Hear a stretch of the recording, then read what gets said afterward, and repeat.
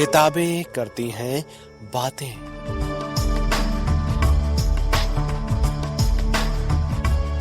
आवाज की तरंगों पर मेहनतकश जनता का साहित्य।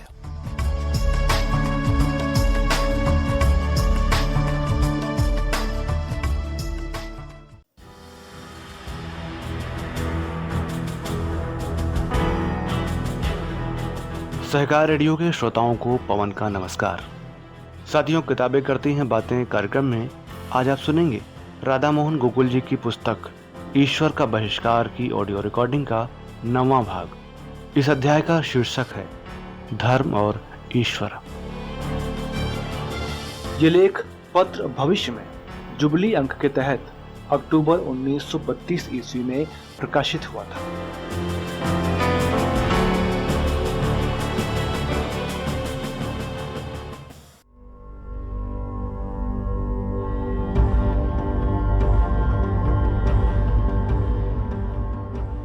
हम देखते हैं कि मनुष्य भी पशु ही है, किंतु वो अन्य पशुओं से बहुत ऊंचा है। वो ऐसी परिस्थिति को पहुंच गया है कि पशु जीवन से भिन्न नजर आता है, इसलिए हम उसे पशु नहीं कहते।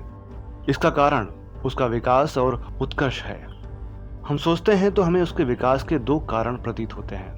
पहली उसको उठाने वाली बात शक्ति और ज्ञान है, जिन्हें प्राप्त करके वो धीरे धीरे प्रकृति के वश से निकलकर उस पर प्रभुत्व करने की ओर अग्रसर होता जा रहा है।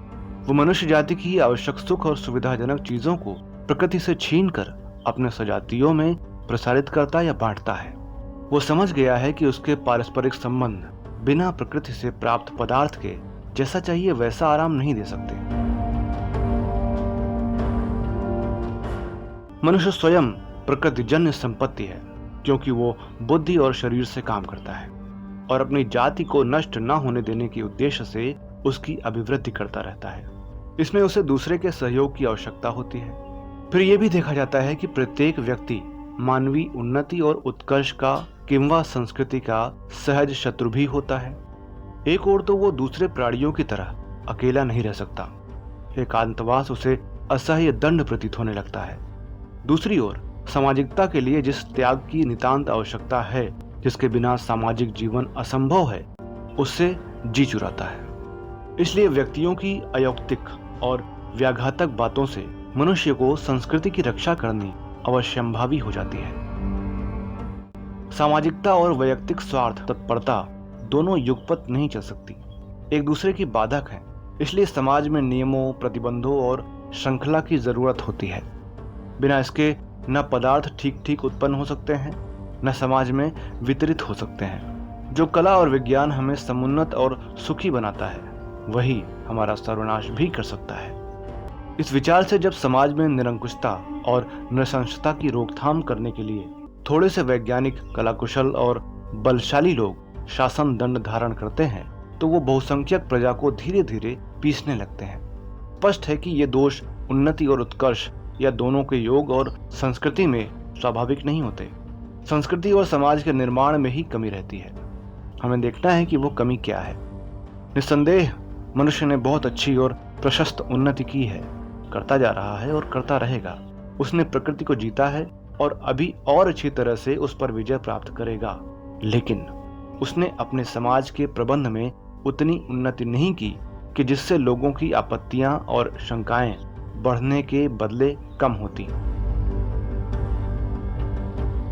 हम ख्याल कर सकते हैं कि मनुष्यों के सामाजिक या पारस्परिक संबंध ऐसे होने संभव हैं जिनसे मनुष्य की सहज भावनाओं को कुचलना और दबाना बंद करके हम उन निमित्तों को ही मिटा दें जिनसे संस्कृति के प्रति लोगों में असंतोष पैदा होता है। इससे भीतरी खींचतान मिटकर आदमी प्रकृति के पदार्थों की प्राप्ति में लग जाएंगे और उनका शांतिपूर्वक उपभोग करेंगे।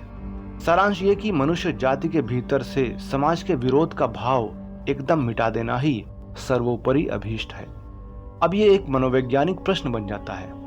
अतः दृश्य जगत के नैसर्गिक प्रश्न के साथ साथ मनोवृत्ति का प्रश्न भी उपस्थित हो जाता है। अगर हम किसी प्रकार जनता की बड़ी संख्या को कलाकुशल और वैज्ञानिक बना दें और उसका शासन थोड़े से जात मूढ़ों और नादानों पर रहे, तो ये संस्कृति के भीतर घुसा हुआ दोष क्रमशः दूर हो सकता है। लोग कहते हैं मनुष्य स्वभाव से ही आलसी और कामचोर होता है। लेकिन प्रत्यक्षवादी इस बात को मानने के लिए तैयार नहीं है। वास्तव में समाज की संस्कृति के दोष से ऐसा दिखाई पड़ता है। वैयक्तिक संपत्ति और सोने चांदी जैसी रद्दी पदार्थों को अन्न वस्त्र से अधिक प्रतिष्ठा देना अगर समाज से हट जाए तो मनुष्यों में से बहुत बड़ी सीमा तक ईर्ष्या, कटुता, विषमता और प्रतिद्वंदिता आदि मिट सकती है। एक नई पीढ़ी युक्ति, तर्क और विशुद्ध ज्ञान के आधार पर प्रेम पूर्वक शिक्षित और दीक्षित की जाए, जिसे संस्कृति के मधुर फलों के सिवा कटुता का अनुभव न करना पड़े, तो वो निस्संदेह समाज और संस्कृति का कोई दूसरा ही भाव यानी सद्भाव रखने वाली जनता होगी। इसमें त्याग और सच्ची सामाजिकता का स्वयं आविर्भाव होगा। ये लोग सताना और दबाना छोड़कर हमारे वर्तमान शासकों और नेताओं से कहीं भिन्न स्वभाव वाले सच्चे मनुष्य बनेंगे।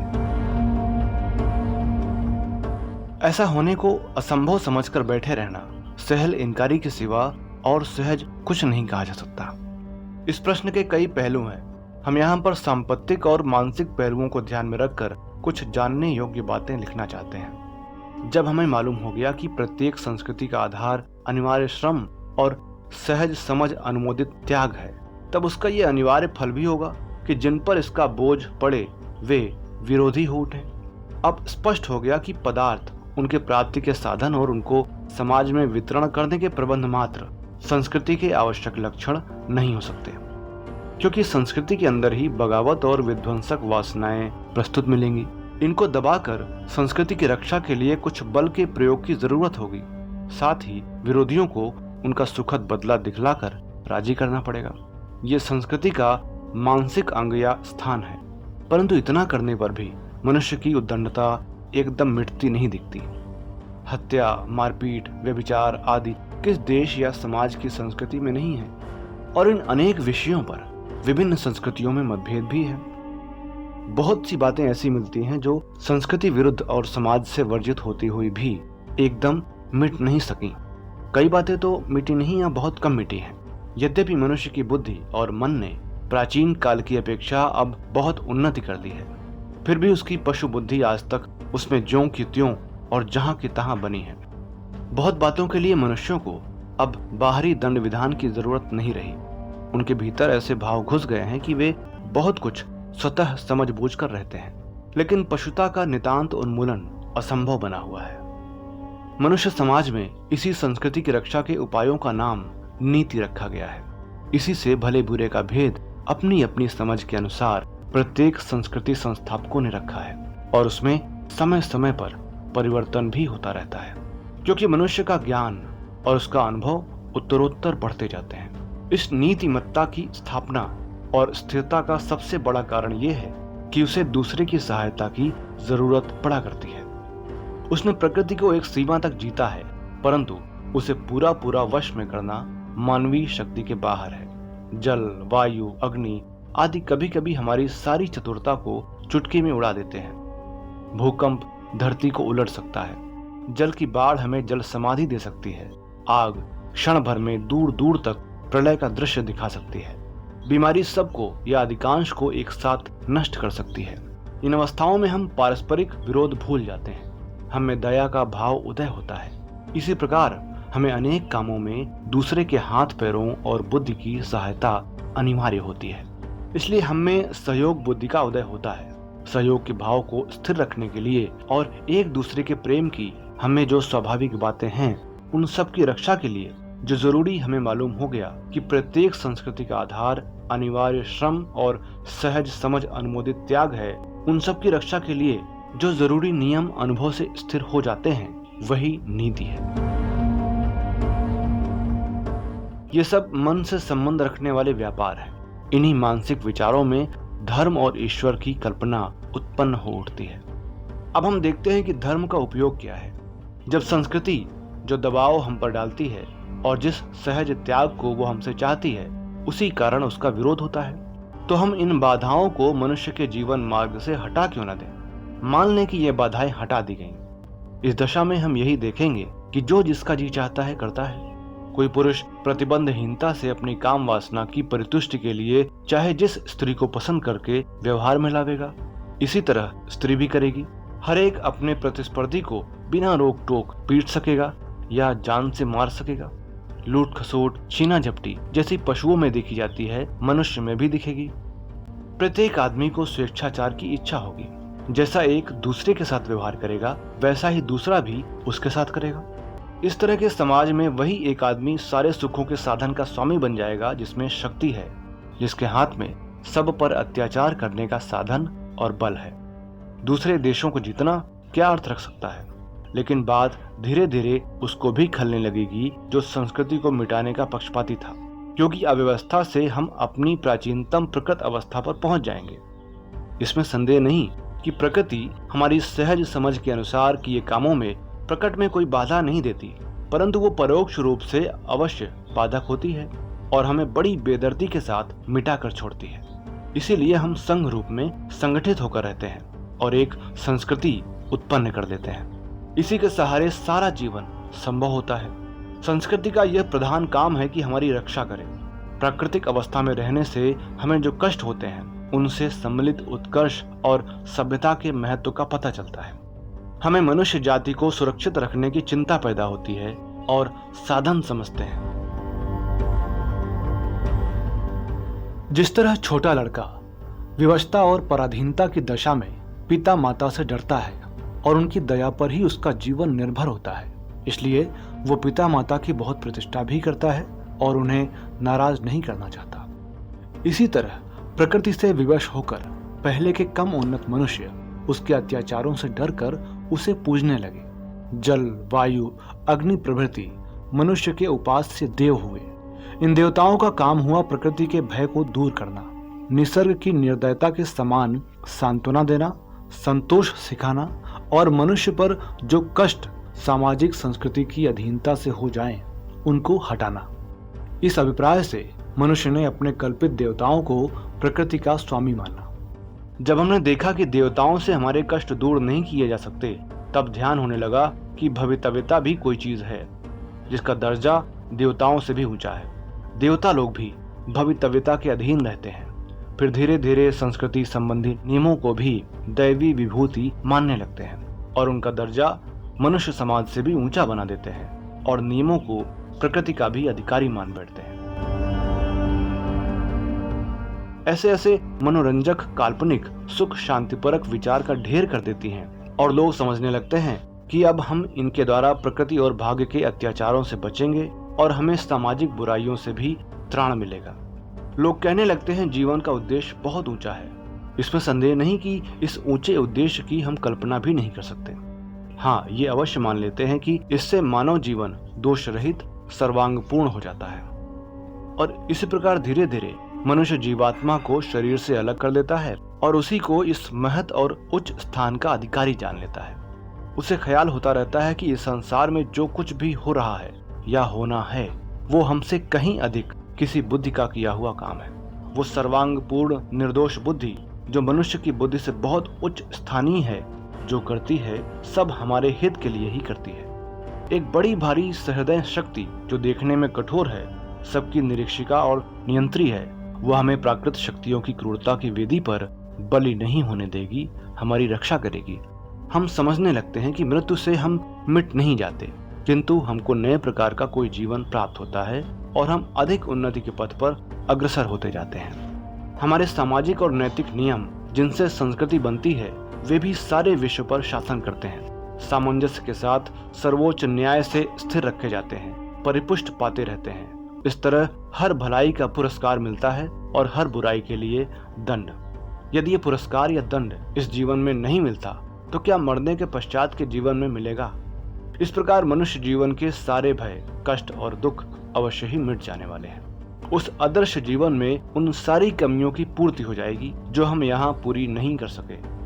वो सारे सुख हमें मिलेंगे जिनसे हम आज वंचित हैं। ये दैवी जीवों के गुण हैं, दैवी नियमों के महत्व हैं। इसी में सारे देवताओं को घनीभूत करके रख दिया गया है। जिन जातियों ने इस अनोखी बात को सोचकर गढ़ा, वो अपनी इस उन्नति के लिए बड़ा अभिमान करती हैं। ये धार्मिक भाव निस्संदेह बहुत काल में समुन्नत होते होते यहाँ तक पहुँचे और इन्हें जुदा जुदा देशों की विभिन्न संस्कृतियों ने विभिन्न रूपों में माना है। आज यही धर्म सभ्यता का सर्वोत्तम रत्न समझा जाता है। इससे हमारे सारे ऐहिक और परमार्थिक अभावों और अभियोगों की पूर्ति होती है। जो आदमी इसका विरोध करता है उसका जीवन समाज को असह्य हो जाता है। कितने ही अंधविश्वासी मूर्खों ने इस मतभेद के कारण अपने विरोधी को जान से मार डाला। यहाँ ये शंका की जाती है कि तुम्हारी ये बात हमारी समझ में नहीं आती कि संस्कृति धार्मिक भावों को पैदा करके उन्हें अपने परिकर में फैलाती है। ये बात इतनी विस्पष्ट और प्राकृतिक नहीं प्रतीत होती जितना ये कहना कि संस्कृति ने ही श्रम के फल को सब लोगों तक पहुंचाने के नियम बनाए और स्त्री बच्चों पर अधिकार स्थापित किया। ऐसी शंका अनुचित नहीं कही जा सकती। प्रकट में तो यही जान पड़ता है कि धार्मिक भाव भी उसी आवश्यकता से प्रादुर्भूत हुआ जैसे संस्कृति के और दूसरे फल हमें मिले। इसका भी अभिप्राय संस्कृति के घातक प्रभुत्व से संस्कृति की रक्षा करना है। दूसरा अभीष्ट ये है कि इसके यानी धर्म के द्वारा संस्कृति की त्रुटियों को मिटाया जाए। संस्कृति ही अपने अनुकूल एक धर्म की कल्पना कराने का कारण होती है। धर्म में भी मनुष्य पीढ़ी दर पीढ़ी उसी तरह दीक्षित होता रहता है जैसे गणित विद्या में। अंतर यही होता है कि गणित आदि सच्चे और प्रत्यक्ष विज्ञान हैं और धर्म की परोक्ष कल्पना ही ईश्वर के नाम पर ईश्वरीय ज्ञान कहकर सामने देखी जाती है।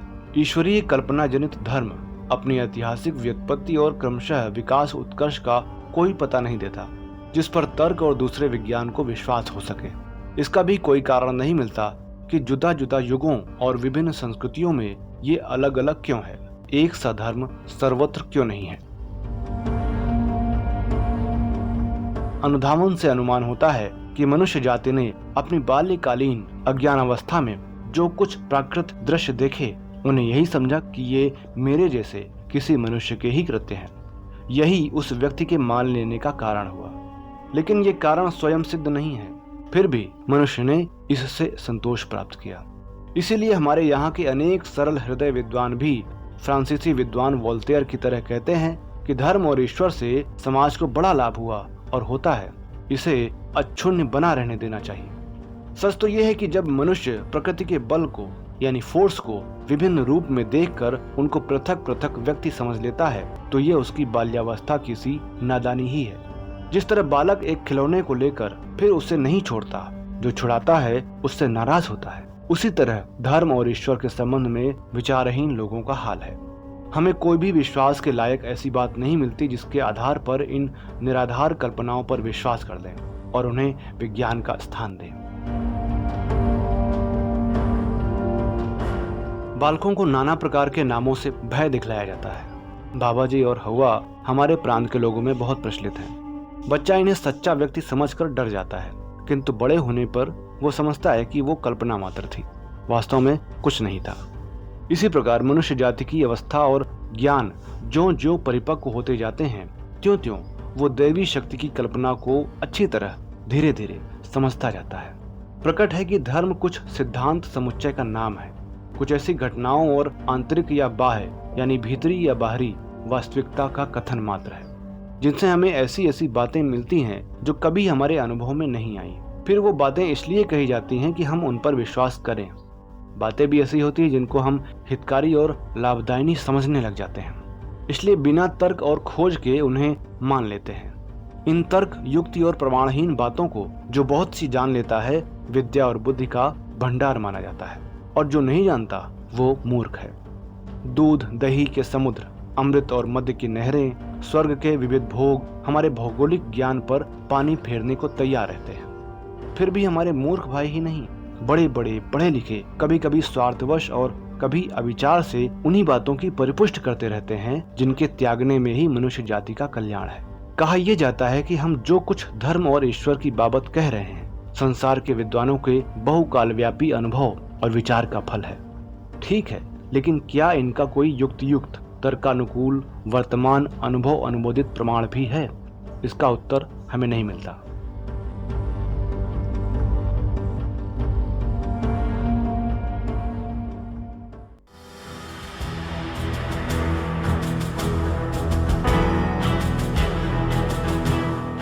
तो श्रोताओं, सहकार रेडियो पर अभी आप सुन रहे थे किताबें करती हैं बातें कार्यक्रम के तहत राधा मोहन गोकुल जी की पुस्तक ईश्वर का बहिष्कार की ऑडियो रिकॉर्डिंग।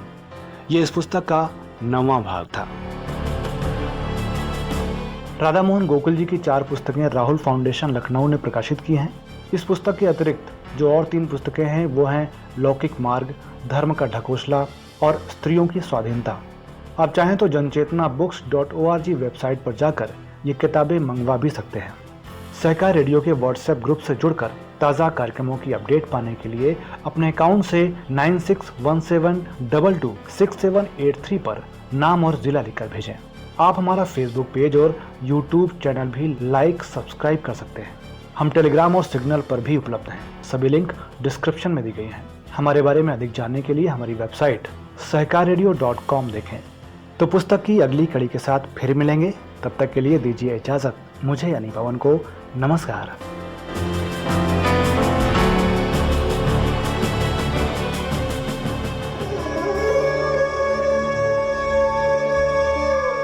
किताबें करती हैं बातें।